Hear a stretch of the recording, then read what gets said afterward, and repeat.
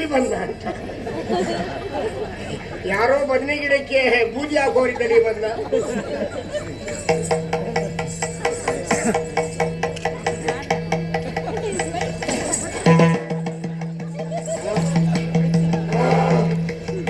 ಕಾಟಿಮಲೆ ಮಾದಪ್ಪನವರಿಗೆ ಪ್ರಣಾಮಗಳು. ಕಾಟಿಮಲೆ ಮಾದಪ್ಪ ಅಲ್ಲ, ಕಠಿಣವಾದ ಮಲೆಯಲ್ಲಿ ತಪಸ್ಸಂತ ಆಚರಿಸುವ ನಿಮಗೆ ಪ್ರಣಾಮಗಳು. ಮಾದಪ್ಪ ಅಂತ ಹೇಳಿದ್ರೆ ಒಂದು ವರ್ಗದ ದೇವರು ಪುಣ್ಯಾತ್ಮ. ಮಲೆ ಮಾದಪ್ಪ ಮಹೋದಯ ನಾನು.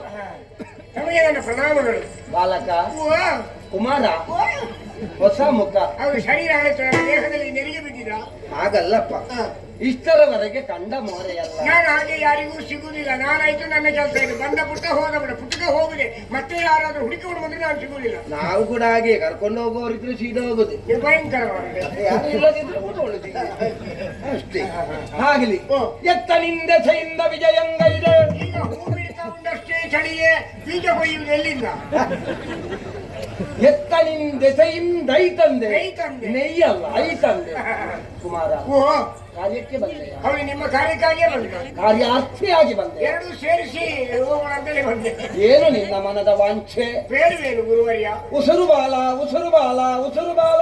ಪ್ರಯತ್ನಿಸುವೇನು ಋಷಿವರ್ಯ? ಹೇಳು. ಮಹಾತಪಸ್ಸಿಗಳ ಅಂತ ಮಹಾಪ್ರಭಾವಿಗಳ ಅಂತ ವಿಶ್ವಾಮಿತ್ರರ ಪಟ್ಟದ ಶಿಷ್ಯನಾರು. ನೀನು ಶಿಷ್ಯ?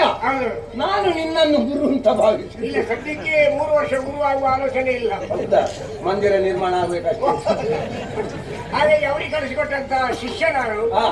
ತಮ್ಮನ್ನು ಅವರು ಮಾಡುವ ಯಾಗಕ್ಕೆ ಆಹ್ವಾನಿಸ್ತಾ ಇದ್ದಾರೆ. ಯಾಕಂತ? ಶಾಪಗ್ರಸ್ತರಾದಂತ ಸತ್ಯರಥನಿಗೆ ಸ್ವರ್ಗಕ್ಕೆ ಹೋಗುವುದಕ್ಕೆ ಸಲುವಾಗಿ 100ನೇ ಯಾಗವನ್ನು ಮಾಡ್ತಾ ಇದ್ದಾರೆ. ಮಹಾಮೇಧಾವಿಗಳಂತ ತಮ್ಮನ್ನು ಆ ಸಭೆಗೆ ಆಹ್ವಾನಿಸ್ತಾ ಇದ್ದಾರೆ. ತಮ್ಮಲ್ಲಿ ಒಂದು ಅದ್ಭುತ ಪ್ರತಿಭೆಯನ್ನು ಪ್ರಕಟಪಡಿಸಿದ ಅವಕಾಶವಿದೆ. ದಯವಿಟ್ಟು ತಾವರಿಗೆ ಬೀಜವು ಬೈಯಬೇಕು.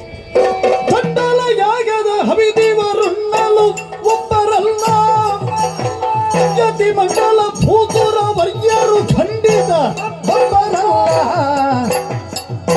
ಚಿರ ಸಮುದ್ರದಿಗಾಗಿಯೂ ಮುಳುಗಲು ಬೆಳ್ಳಗಲ್ಲ. ಮಿಥ್ಯಾಚಾರ ಘಾತಿದಗೆ ದೊರೆ ಸ್ವರ್ಗಕ್ಕೇರಲು ಸಾಧ್ಯವಿಲ್ಲ.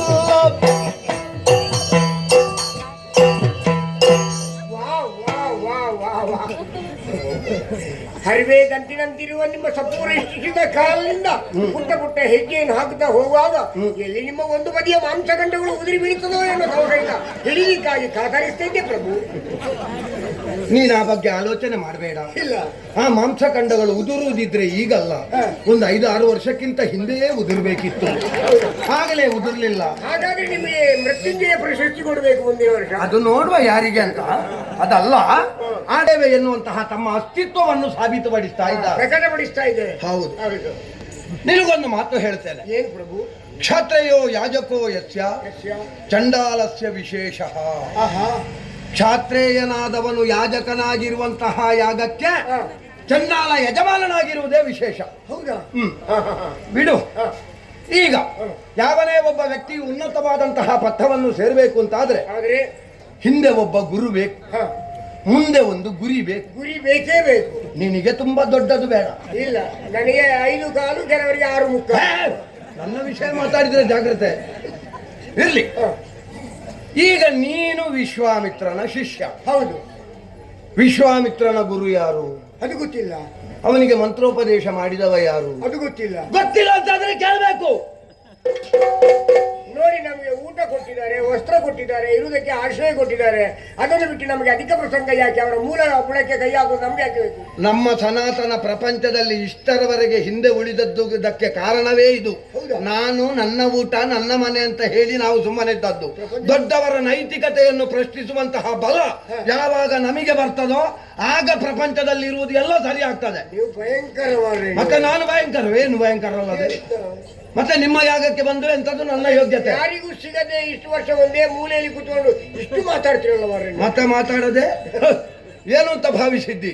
ನಿನ್ನ ಗುರು ಏನು ಅಂತ ನನಗೆ ಗೊತ್ತುಂಟು. ಹೌದಾ? ಯಾರವ?